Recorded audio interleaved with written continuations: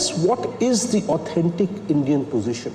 If I could put it so as a fellow citizen, who are we? Who are we?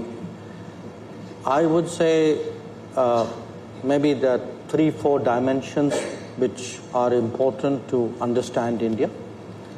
First of all, the global south, the decolonization, because it is impossible to appreciate India's global positions without being cognizant of the colonial history. Because when you have lost your independence and struggle to recover it, there is a whole mindset which comes with it. So I would say very definitely global south is one. 2, democratic. Our choice in the 1940s to become a modern democratic polity, I argue we draw on our own traditions in that regard. To be a democratic polity, to be a market economy, to be a society which respects faiths, I think this is also a very important part of our DNA. Sometimes even we in India take it a bit for granted, but many of our positions take this into account.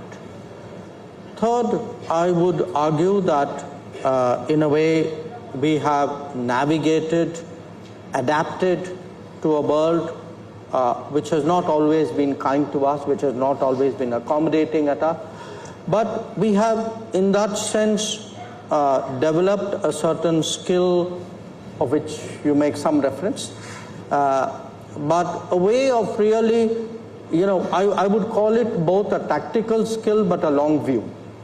That we have not a 5-year, 10-year necessarily horizon and understanding of ourselves.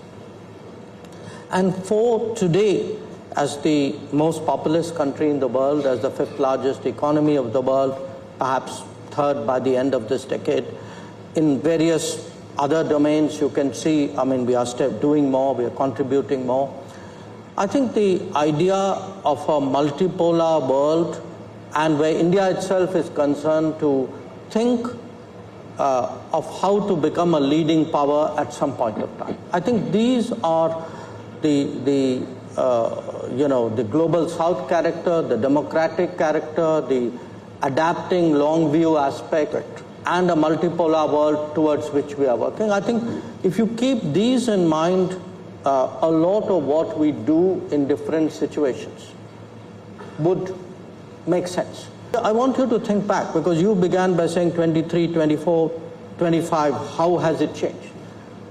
I would argue many of the positions we took in 23 and 24 on this very platform, which at that time were not necessarily liked, today have stood the test of time.